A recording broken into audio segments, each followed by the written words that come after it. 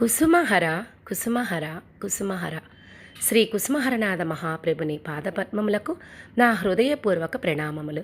శ్రీహరనాథుని దివ్య సందేశముల్లో నుండి మనం కొన్ని అంశములను వింటూ ఉన్నాం కదా. మరి ఈరోజు మరొక అంశమును విందామా? ప్రభుని దండోరా. ప్రభుని దండోరా మళ్ళీ మళ్ళీ వినిపిస్తూ ఉన్నది. ఇది మనకే వదిలివేయబడింది.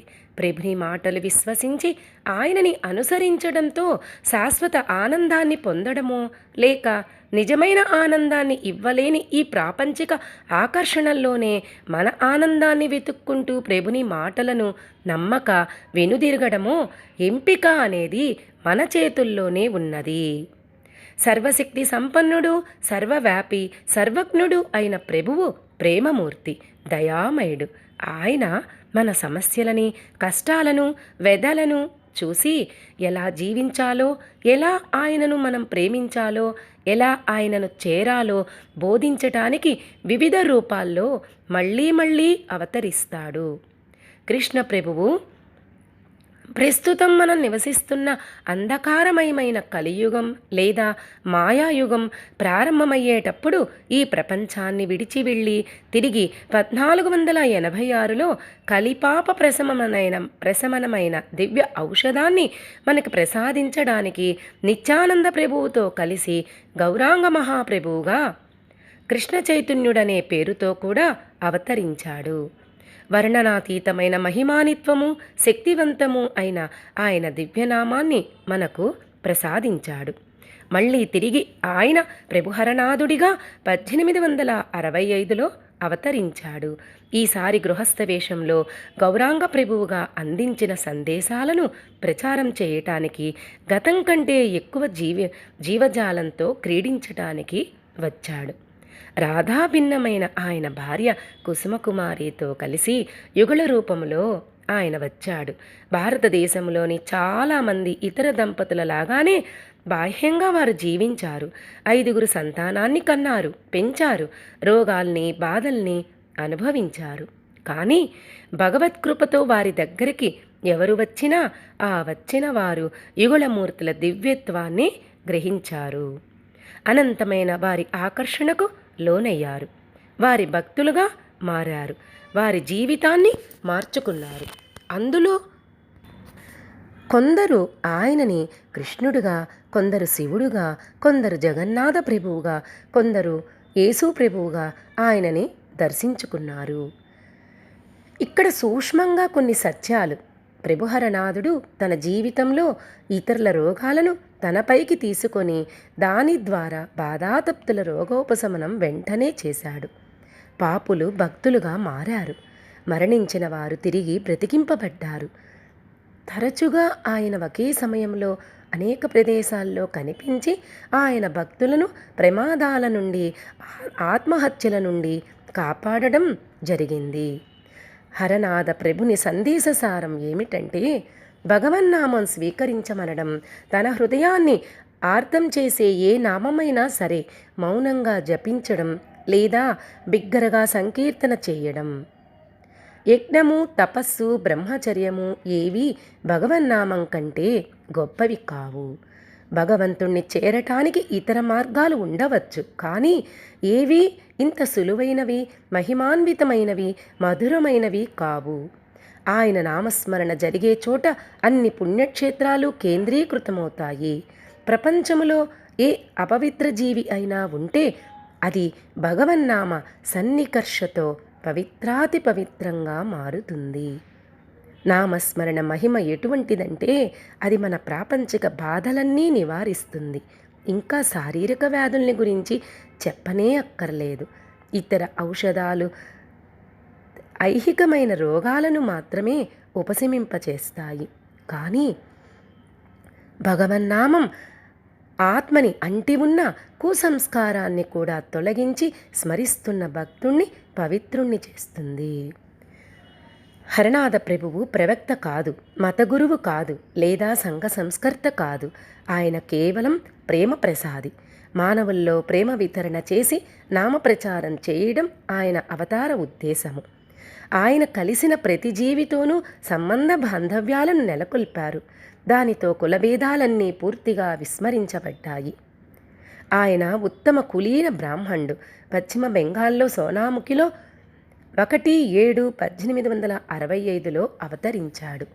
అన్ని జాతులను ఏకం చేయాలని, ఒకే విశ్వ కుటుంబంగా మలచాలని ఆయన ఆశించాడు. ఇది ఏ రాజకీయ, సాంఘిక, వ్యాపార ప్రయోజనాల కోసమో కాదు, ఆంతర్యంలోని పవిత్ర ప్రేమ బంధాలతో మానవజాతిని ఏకం చేయాలన్నది ఆయన వాంఛ. హృదయాలని కదిలించే మహిమాన్వితమైన ఆయన లేఖల్ని చదవండి. కొన్నిసార్లు ఆయన భక్తులని ప్రియమైన తండ్రి అని సంబోధిస్తాడు, కొన్నిసార్లు సోదరా అంటాడు, కొన్నిసార్లు సోదరి అంటాడు. ఇలా ఎన్నో రకాలుగా ఆత్మీయమైన ప్రేమ బంధాలని నెలకొల్పుకొని ఆయన ఎంత ఆనందించాడు. కొంతకాలం వారి దగ్గర నుండి క్షేమ సమాచారాలు అందకపోతే ఆయన వ్రాసేవాడు, మీరు నన్ను మరిచిపోయారా?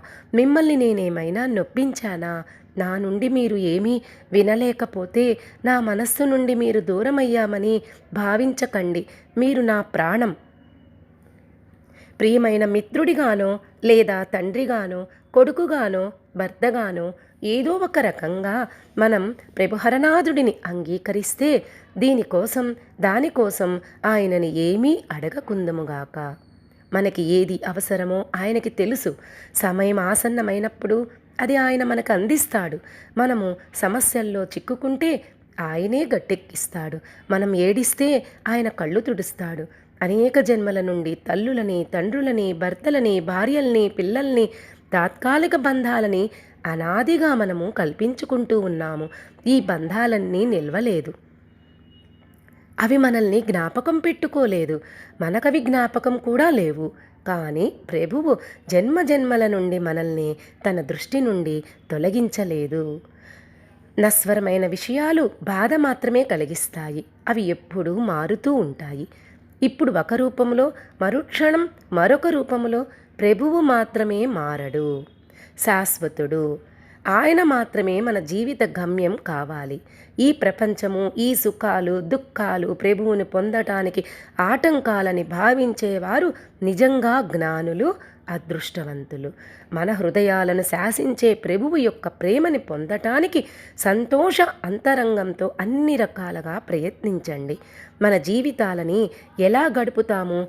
బ్రతకటానికి, కడుపు నిండా తిండి ఉండటానికి, ఇల్లు కోసం నిరంతరం వెదేగా ఆత్రంగా మనం ఆశించే భోగాలన్నీ అవసరమా? ఈ ప్రపంచాన్ని విడిచి వెళ్ళేటప్పుడు ఈ ప్రాపంచిక భోగభాగ్యాలు ఏవీ కూడా మన వెంట తీసుకుని వెళ్ళలేము.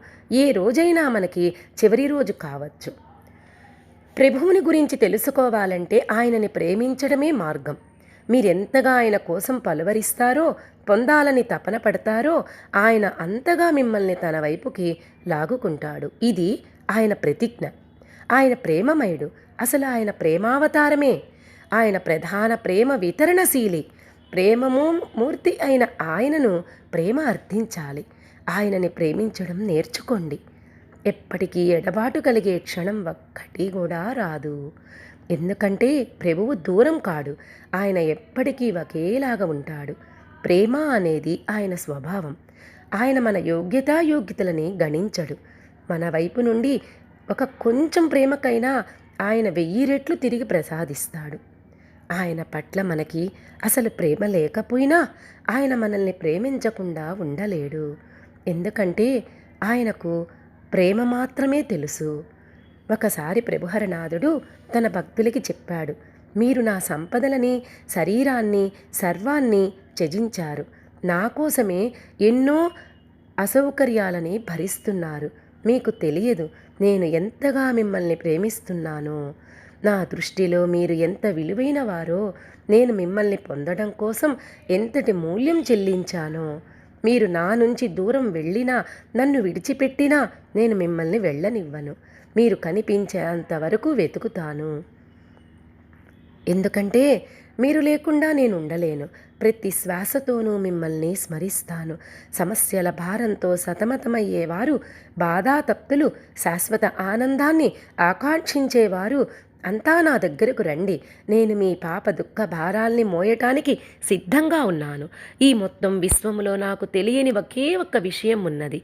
అది పాపుల పట్ల, పతితుల పట్ల, దీనుల పట్ల నా ప్రేమకి సరిహద్దు. ఒకవైపు నుండి మాత్రమే వెలువడే ప్రేమ మధురం కాదు. మనము ఎలా ప్రేమని వృద్ధి చేసుకుంటాం? ఆయనని ప్రేమించాలన్నా, ఆయన ప్రేమని పొందాలన్నా మనం మన హృదయాలను విశాలం చేసుకొని ఆయన సృష్టినంతా ప్రేమించాలి. ఆయన వస్తువులని ప్రేమించకుండా ఆయనని మాత్రం ప్రేమిస్తే ప్రేమ అనేది పరిపూర్ణం కానే కాదు. హృదయ నైర్మల్యం, పరిపూర్ణమైన సర్వసమర్పణ మాత్రమే ఉత్తమమైన మహోన్నతమైన అర్చన. బీదల అగజాట్లను మీకు శక్తి ఉంటే తిండి బట్ట ఇచ్చి తొలగించండి. ఎప్పుడూ వారి బాధల్ని మీ మృదు స్వాంతన వచనాలతో తగ్గించటానికి ప్రయత్నించండి. ఇతరులని ప్రేమించడానికి ఏమీ ఖర్చు లేదు. మీరు చేయవలసిందల్లా మీ హృదయాలను విశాలం చేసుకొనడమే. అహం తొలగించుకొనకపోతే ఇతరుల పట్ల ప్రేమ అనేది రాదు. ప్రభువు దీనులను ప్రేమిస్తాడు కనుక ఎప్పుడూ మీరు తక్కువ అని భావించండి. ఆత్మ ఉత్కర్షని తొలగించుకోండి. హృదయాన్ని మృదువుగా చేసుకోండి. ఆయన కోసం పలవించండి. ఆయనకి సమర్పణ అవ్వండి. ఆయన మీద ఆధారపడండి. మిమ్మల్ని మీరు నిర్మలులని చేసుకోండి. మనసు, శరీరము, ఆత్మలతో ఆయనకి సమర్పణ అవ్వండి. మిమ్మల్ని ఆయన రక్షించగలడో లేదో చూడండి. ఆయనని అనుసరించండి. ఆయన మీకు అత్యున్నతమైన జ్ఞానాన్ని ప్రసాదిస్తాడు. నామ జపం కన్నా ఆయనని పొందే మహిమాన్వితమైన మార్గం మరొక్కటి లేదు. ఎందుకంటే ప్రభువు, ఆయన నామం ఒక్కటే. ఆయన నామం ఎక్కడ కీర్తింపబడుతూ ఉంటే అక్కడ ఉంటాడు. మనలో దివ్య ప్రేమ రేకెత్తించడానికి ఆయన ఉనికి చాలు. జాయ్ కుస్మహర. మరొక అంశంలో మరొకసారి కలుసుకుందాము. కుస్మహర.